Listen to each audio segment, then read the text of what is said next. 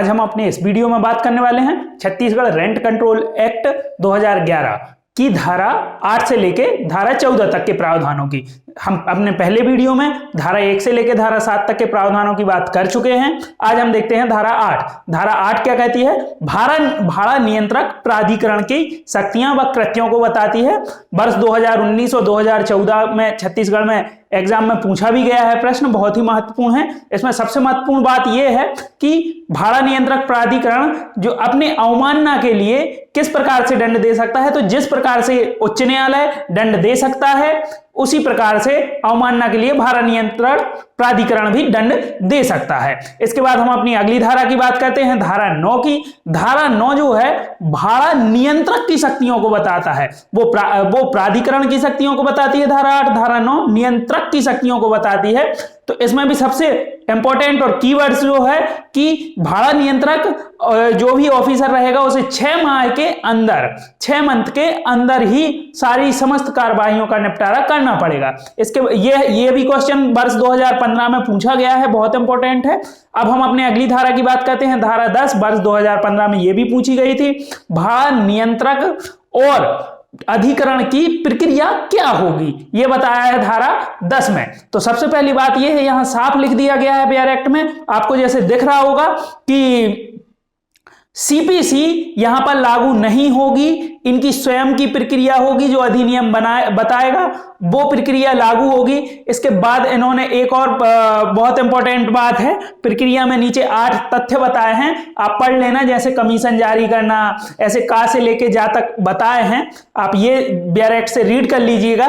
इसके बाद हम बात करते हैं, इसमें 3 सेक्शंस की बात की हुई है, भारतीय दंड संहिता की और सीआरपीसी की 1 सेक्शन और 1 अध्याय की बात की हुई, अध्याय 26 की बात की हुई है। धारा 195 सीआरपीसी की बात हुई है, धारा 193, 96 और 228 की बात हुई है। आप समझ रहे होंगे कि मिथ्या साक्ष्य के लिए दंडित किया जाएगा यदि कोई भी गलत एविडेंस देते हैं तो। इसके बाद हम अपनी अगली धारा की बात करते हैं, तो धारा 11 आदेश का निष्पादन के बारे में बात करती है। वर्ष 2019 में यहां से भी क्वेश्चन पूछा गया है। इसमें सबसे इंपॉर्टेंट बात यह है कि आदेश का निष्पादन जो होगा, सामने वाले पक्षकार को सूचना की तामील होने के पश्चात 45 दिन के अंदर ही किया जाएगा। इसके बाद 3 माह, इसमें एक और बात दी हुई है कि यदि आदेश हो जाता है और आपसे बोला जाता है कि मकान खाली कीजिए, यदि आप 3 माह तक परिसर रिक्त नहीं करते हैं, लिखा है बिहार एक्ट में, आपको दिख रहा होगा हाईलाइटेड बिहार एक्ट में। उसके बाद हम बात कर रहे थे कि 3 माह के भीतर यदि परिसर रिक्त नहीं कर रहे हैं सामने वाला पक्षकार, तो उसे 3 गुना तक किराया देना पड़ेगा, देय होगा। ठीक है। इसके बाद हम अपनी अगली धारा की बात करते हैं, धारा 12।